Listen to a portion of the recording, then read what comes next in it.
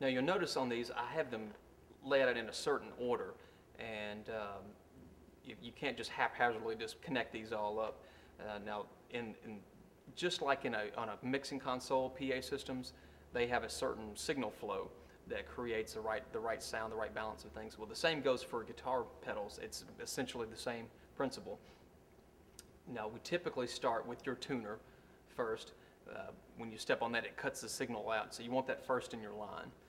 The second things are going to be what we call our preamp signals, and those are typically like your overdrives, your compression pedals, your distortion pedals, and those should be your next things in line.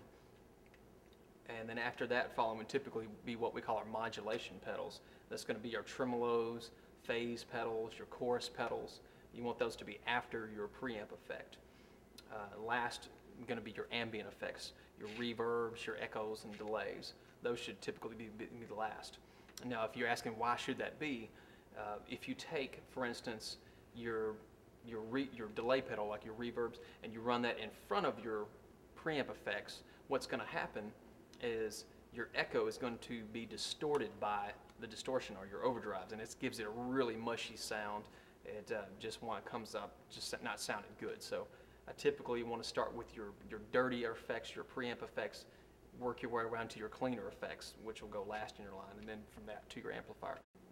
Now we can also get into some combinations of effects that can be quite useful. The overdrive and the delay is pretty useful together.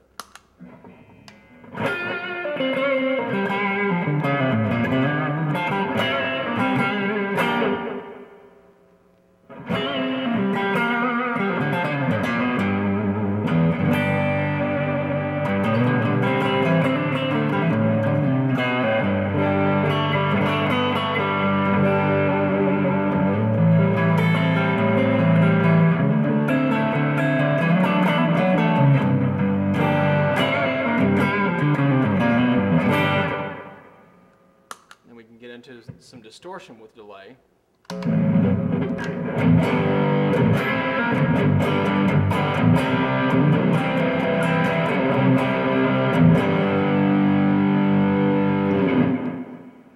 increase the repeat to create more of a reverb effect than an actual echo.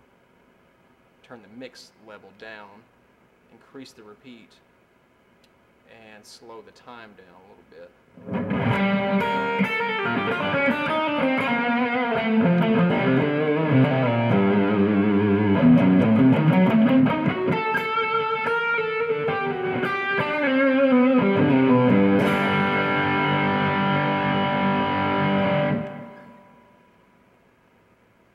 And last but not least, maybe a little echo and some chorus together.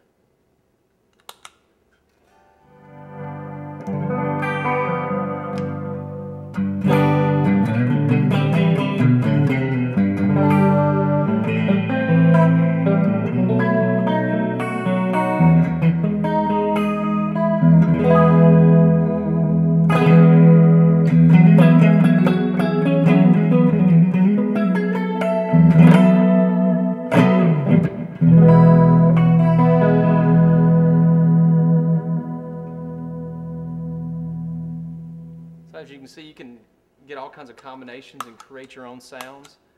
You'll find some of these combinations are real trademarks of certain artists.